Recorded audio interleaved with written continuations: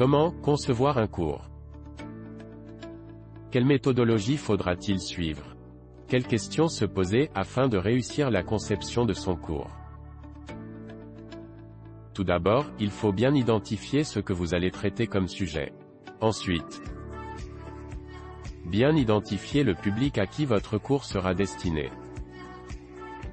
Et puis dans un troisième temps réfléchir sur la méthodologie que vous comptez adopter pour assurer ce cours.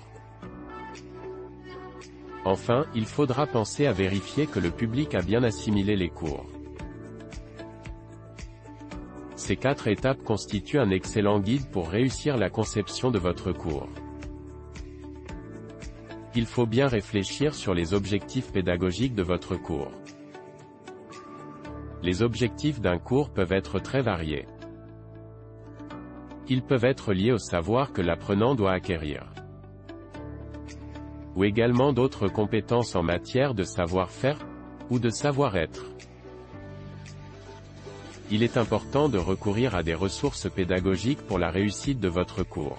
En effet, au-delà d'une présentation interactive et des exercices et études de cas, les apprenants seront particulièrement intéressés par des ressources plus dynamiques, telles que des vidéos, des simulations, des illustrations infographiques ou encore des jeux de rôle, et beaucoup d'autres ressources. Voici l'une des méthodologies les plus pertinentes pour assurer un cours.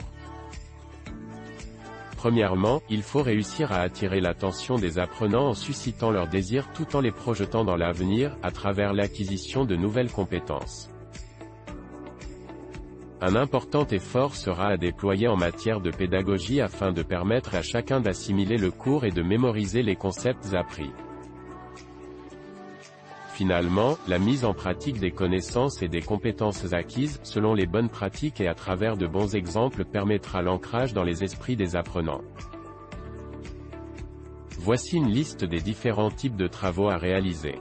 Les apprenants peuvent être sollicités à réaliser différents types de missions sous forme de recherche, de quiz, de projets tutorés ou autres.